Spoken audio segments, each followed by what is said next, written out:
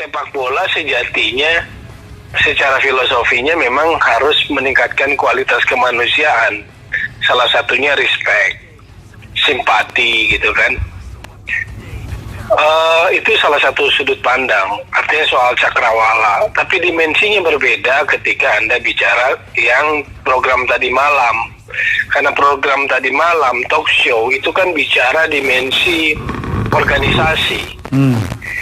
Bukan dimensi sepak bolanya, dimensi bagaimana organisasinya. Tentu ujungnya adalah setiap aspek sepak bolanya nanti berkembang, kan cita-citanya begitu, impiannya kan. Utopianya kan begitu.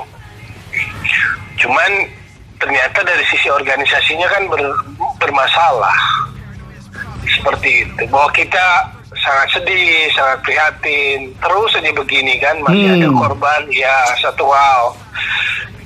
Cuman artinya mengkomparasi konten talk show semalam dengan sisi sepak bola secara filosofis,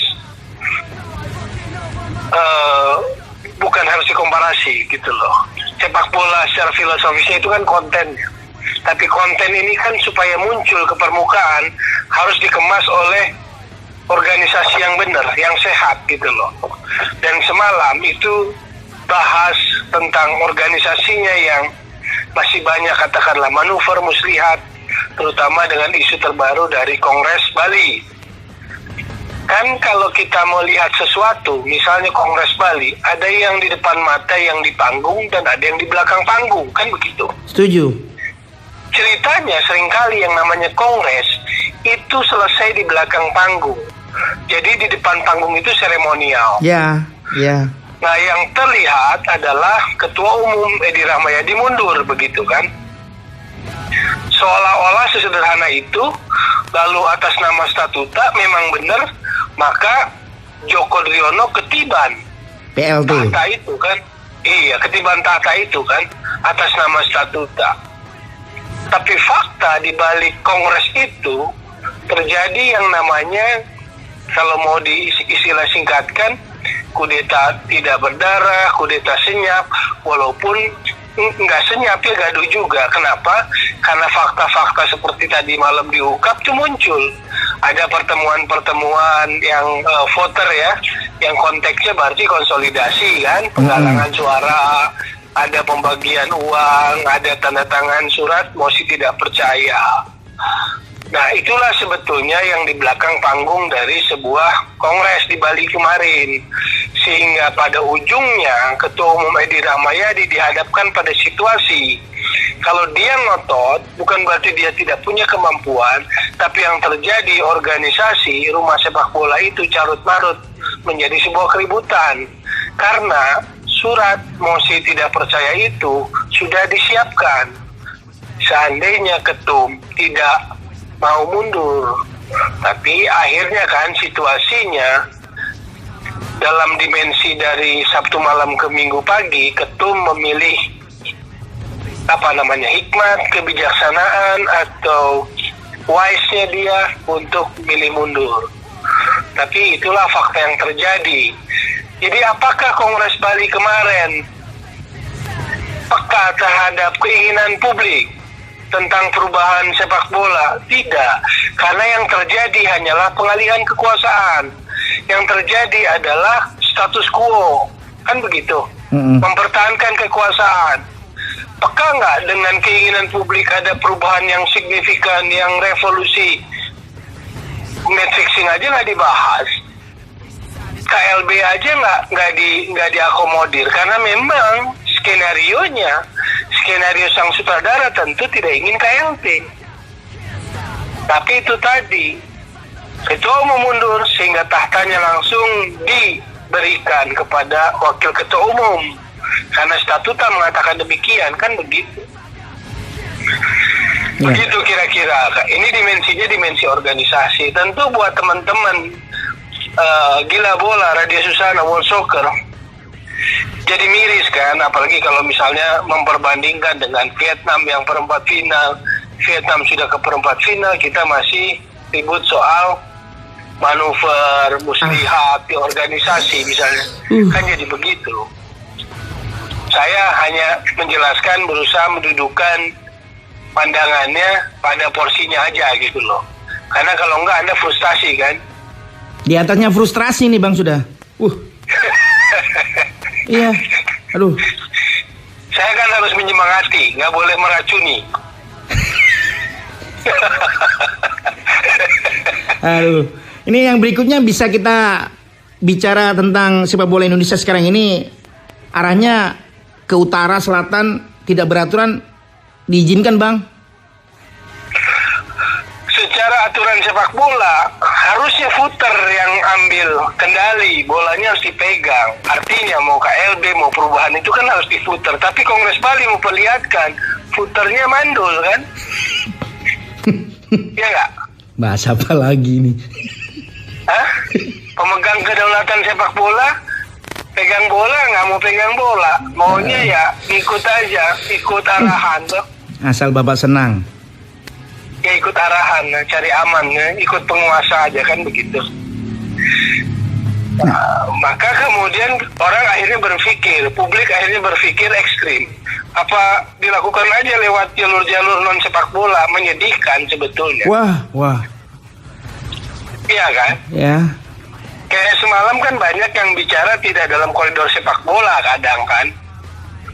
Tapi saya nggak menyalahkan itu. Saya nggak menyalahkan itu karena kalau dari konteks sepak bola ya kena statuta dan lain-lain, kita cuman nerima nasib Bang, takdir. Aduh. Iya, karena pintunya untuk mengubah komposisi atau kepengurusan yang sekarang cuma dua kan. Satu, Exco mengajukan KLB yang kalau kita lihat sekarang adalah kemustahilan. Ya masa dia meruntuhkan kepemimpinannya sendiri dengan mengajukan KLB kan nggak masuk akal. Yang kedua, footer. 2/3 footer meminta KLB, yang artinya adalah kongres pemilihan lagi kan. Kan begitu. Kalau mau kita yang dalam konteks ganti era, ganti generasi. Kan impossible. Cuma itu, kalau lewat jalur hukum sepak bola. Impossible. Jalur Impossible sudah. Iya, maka akhirnya publik mencari-cari cara, pressure kan. Ya. Bang, sebelum ke people power tadi, saya seperti yang barusan bilang ke Anda, mohon diizinkan pertanyaan ke Anda ini karena saya di atasnya frustasi, saya ngomongnya dari segala arah ya, utara, selatan, barat, timur, monggo ya Bang. Mohon izin. Waduh, banyak bener ya. Jangan dong, satu arah aja. Ya. Ini tentang kerjanya Pak Krisnamurti dan tim ya, Satgas.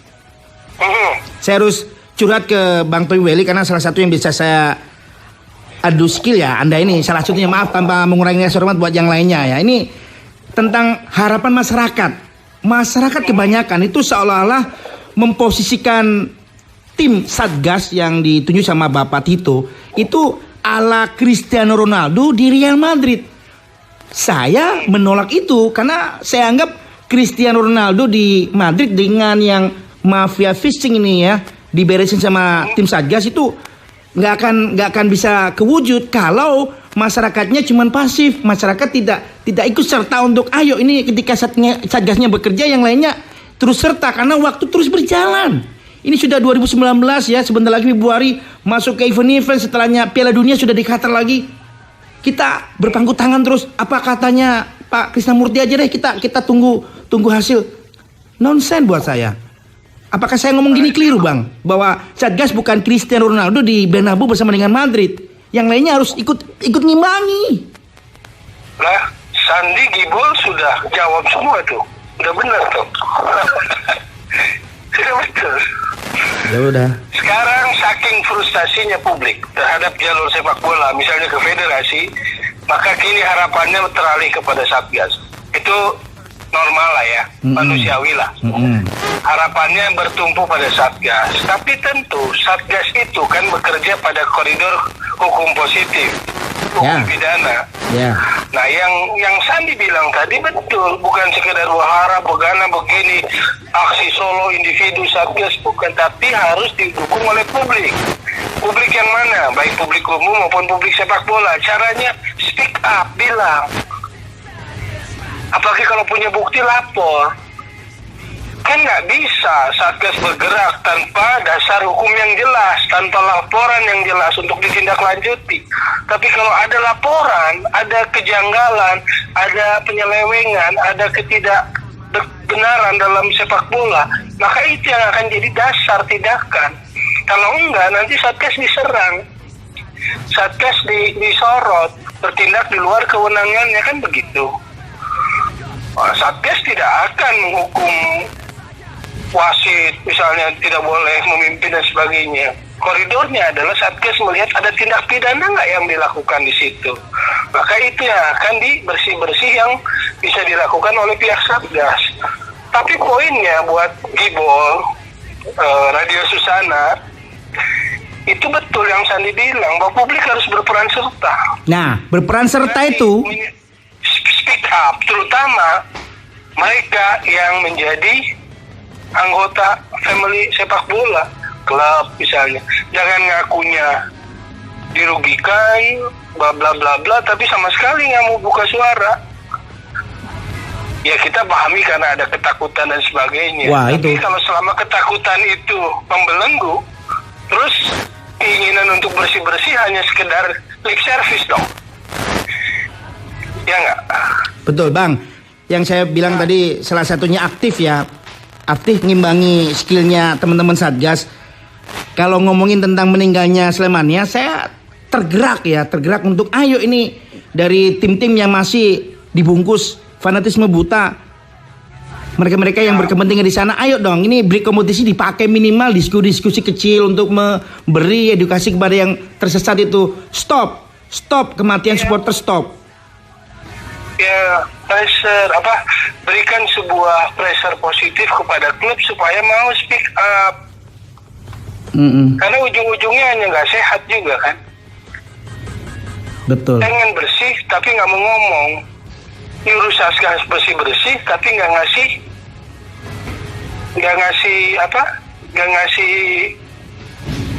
pintu untuk dibuka gitu loh. Saya mohon pencerahan juga tentang salah satu perwakilan bonek yang di TV. Dia ngomongin tentang revolusi, saya balik kan sudah saya tulis di grup Gibo Respect. Ini tentang timnya saja, timnya ini loh punya kalendario, bahasa kita di sini jadwal ya, Piala Indonesia. Undiannya dari federasi bertemu dengan tim Ngawi, itu izin dari pihak kepolisian nggak jelas. Sempat diisukan mau ke Bumi Moro stadionnya dipakai, nggak tahu kemana ini. Tentang Persingawi dengan Persibaya saja banyak ya problem. Dia nggak mau tahu ngomongin tentang revolusi yang gede. Ibaratnya kita bicara tentang Barcelona di Champions League bertemu dengan Messi atau itu Bayern. Dia bicara tentang ya Championship-nya Liga Inggris. Aduh, tolong.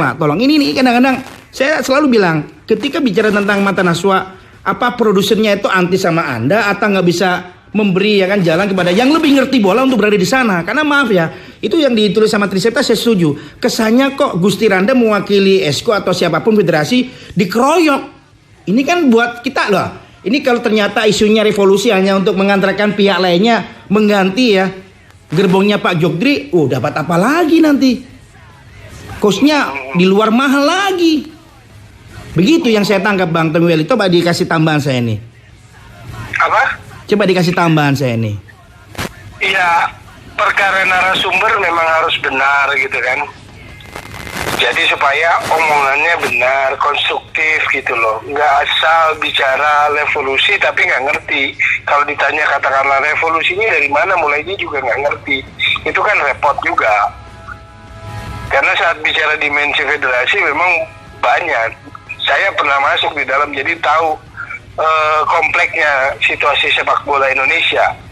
Bukan nggak bisa diperbaiki, bisa, cuma harus bareng-bareng, harus banyak orang-orang yang peduli dan mau konsisten lurus pada aturan gitu. Betul, jadi kalau dalam sebuah program talkshow gitu penentuan narasumber menjadi penting. Kedua, fokus pada topik. Kemarin banyak lari-lari sebetulnya. Dibuka tentang topik ke Kongres, tapi kemudian ada pengalihan gitu loh. Ada komite, akhirnya kemudian misalnya Gusti Randa merasa dapat pengalihan isu lewat KPSN.